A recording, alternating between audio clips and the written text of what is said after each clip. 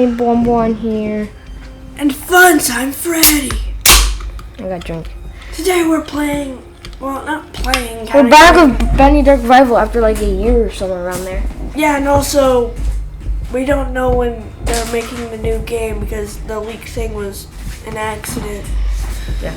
So we don't even know if they're still working on it or if they're just going to trash it because they leaked it. Yeah, but apparently a long time ago they made something called the archives after the game came out, and we just never checked it out. Also, guys, you probably, if you didn't watch the surprise video, this channel will be in the credits of a video game. Cool. Yeah. Okay. Because we bought a game.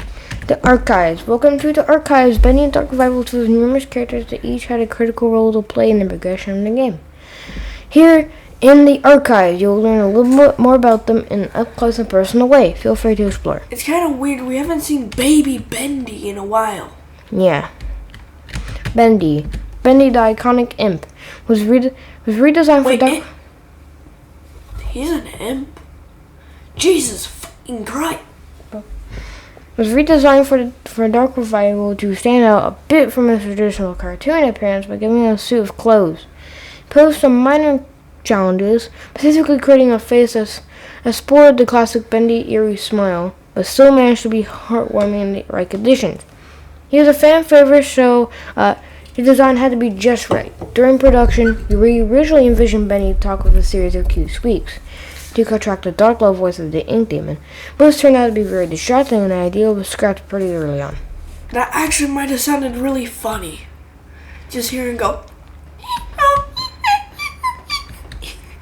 through the whole game. The Keepers, Wilson's deadly guardian scientists. They aren't perfect, but the Keepers will get the job done, no matter the cost.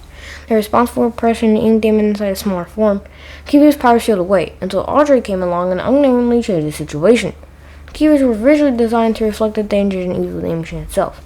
Faceless beings made of gears and wires, with no sense of morality, ordered around like castle, creation living without purpose. Yeah. They got the butcher gang. Barley, Charlie, I think, and Edgar, the three original members of the butcher gang, were formed from the ink machine, deconstructed by Alice Angel for body parts, and bonded together to stay alive with sneak attacks on their prey. In Dark Revival, we meet an artificial fourth member of the gang, Carly, the ghost girl, although when they begin to examine her closely, Carly appears to only be a shelf, perhaps someone inside. Oh, so that's kind of Dark Bonbon, someone just locked in a tomb. If you remember the game, it's just like a weird costume thing. Oh yeah, I forgot you were in the ending. Sammy Lawrence, the famous music composer of the studio. Sammy Lawrence originally had a slightly larger role in the story of Dark Revival, but the story already filled with so many characters, making them all play a meaningful part became a challenge. He was only silently in the favor of telling a more coherent story. I hope he returns. If they're making a new game, he has to return. This guy just never dies like William Afton. Although it is interesting to note that Sammy Lawrence appears to have mastered the flow ability in bending the ink machine long before Port and Audrey could wield it. What? Apparently those abilities were always there. Also, Bonbon, just gonna tell you, why does Sammy remind me of literally William Afton? They try to kill the main player, and they always come back from every damage that would kill a person. The self-appointed queen of the studio, Alice Angel is one of the most memorable faces in Bendy World, forever lost in title of Sandy. It's an absolute delight to write for as a character. An angel with many layers. Time will only tell if his inky temperament will ever reappear. He needs to. Lord Amok, ruler of the sewer cult. Lord Amok illustrates how the world of the ink had continued to develop into different societies deep within the darkest places. Though he was weak in a fight, his name will simply never die. Oh yeah, and also, let me just say, that's contrasting. Look, a cute little boy. And then look, a monster. King Widow. King Widows have begun to infest where the light grows darkest. Their king, the biggest and most feared, will only emerge from his nest when its young ones are threatened.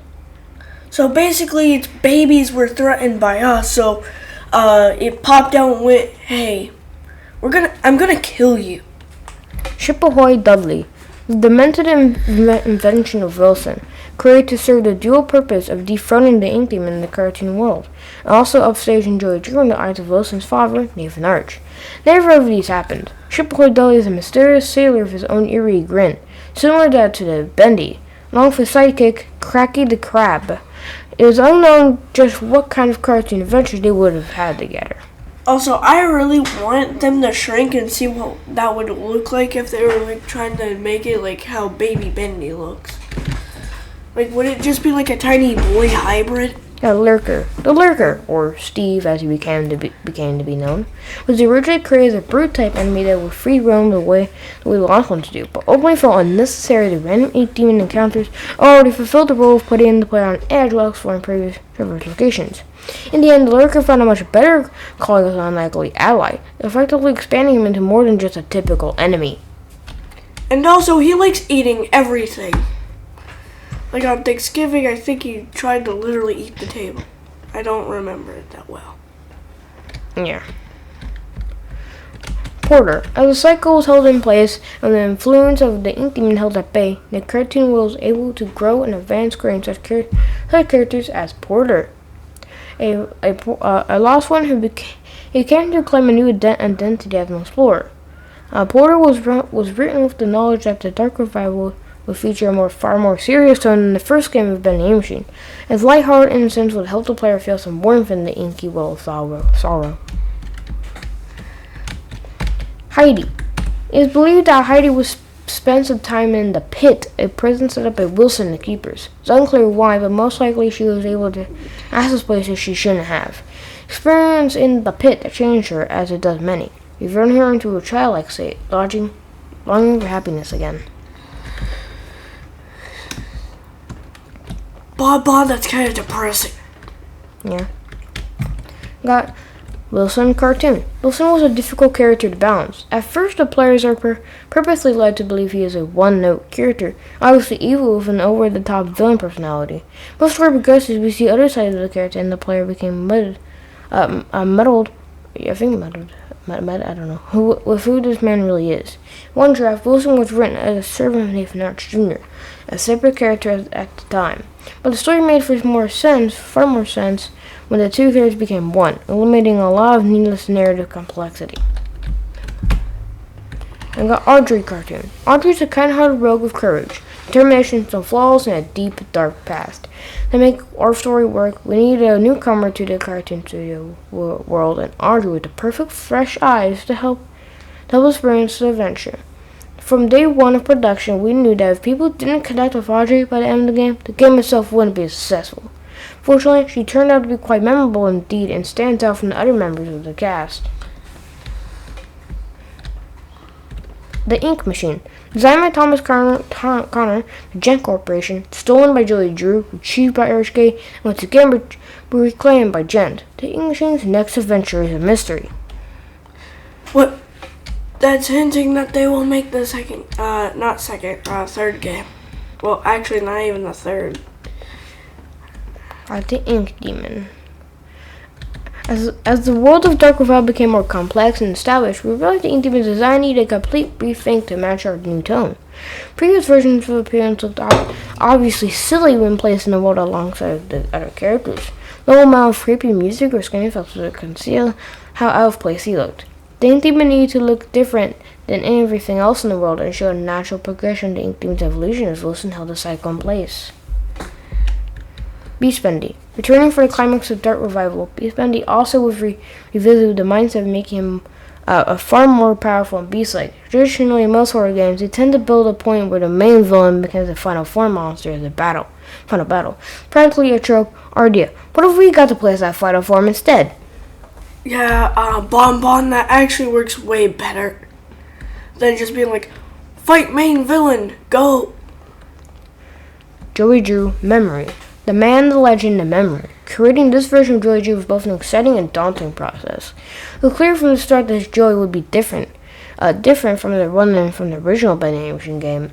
This is a man of all the guilt from a past life, but without the experience to fully understand it. The real Joey Drew made many mistakes, but ultimately learned from them. This doesn't absolve him of his sins, but at the end of his life, He was able to help correct some of them. Absolve his sin. Okay. And help fight the darkness he created. I was pretty sure I said that anyways. Yeah, I don't know if you said it or not. Yeah. Betty, a faithful maid, among other things, to Wilson. Betty was an important character in the story of Dark Revival as a failed experiment and someone relatively new to the cartoon studio. He was able to give a somewhat different point of view on the state of the world. We have purposely left it unclear if Betty was in on Wilson's plot to harvest Audrey, or if she was just a bystander. Behind her mask, there are still answers to be found. So we need to make theories about her or something like that. I don't know. There's the posters from the, I think some are from the original. Yeah. Those are.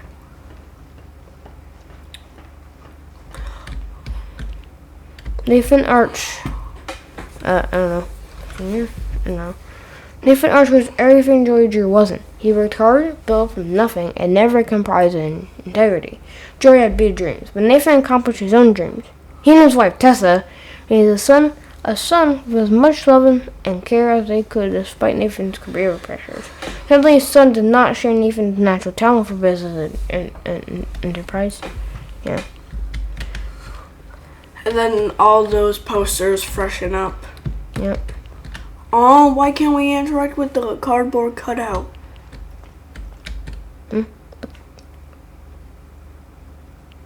Bendy cutout. Who put this here?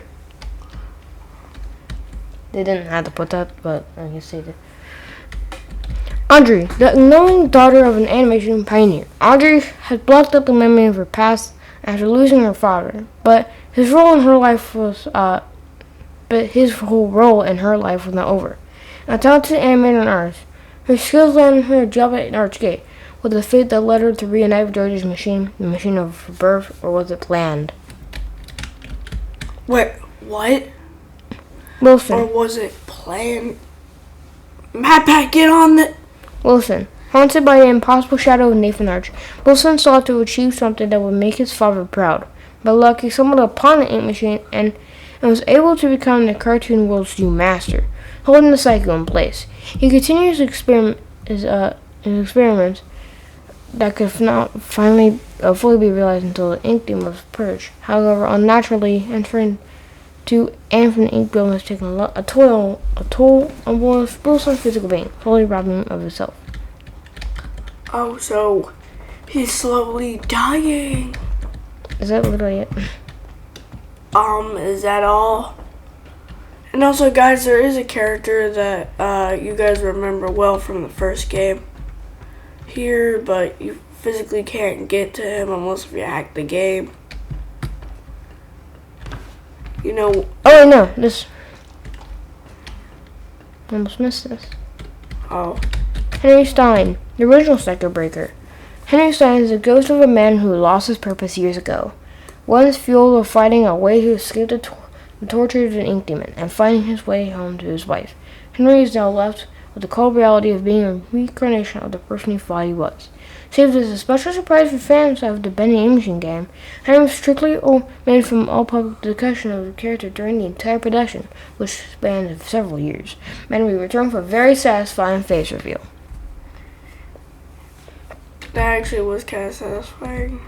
Allison. Returning for another victory over the ink demon, Allison is always the voice of reason, a beacon of hope. Allison's design was carefully upgraded from the previous Bendy animation game to maintain her personality, but with more affinity. The purpose of meeting Allison... yeah, I don't know. The purpose of meeting Allison still related to campaign was to introduce the player to a familiar face after the main introduction. At the start, Allison was able to serve as a motivating force for Audrey until the true plot kicked in later.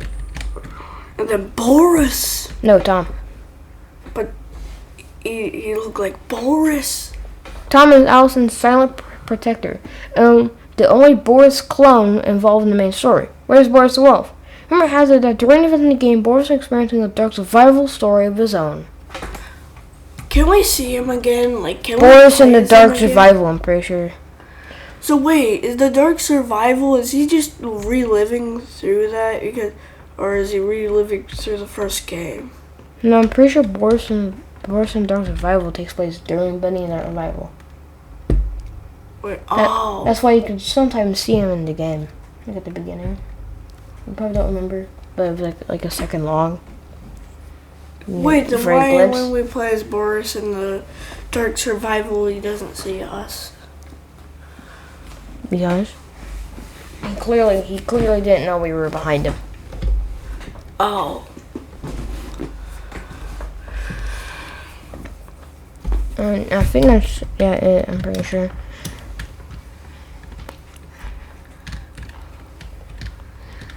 Yeah. Besides Sin, but we can't get to him. But it's just the normal Sin guy, whereas it's just not the normal Well, it's one not the from board. first game. It's not the cup board. And Bendy Dark Revival actually. I mean, has it's no model. the same Dark Revival version. It's basically just the same face plastered on Bendy in the Dark Revival, like the Bendy in this game, or as we call Baby Bendy. Just plaster the wandering Sin guy's face on it, and then just put wandering is a sin, and then that's it. That's basically it. Yeah. Well, Sin does also appear all throughout Bendy Dark Revival, not just archives. On end the video now. So yeah. I guess thank you guys so much for watching. Make sure to like, Subscribe.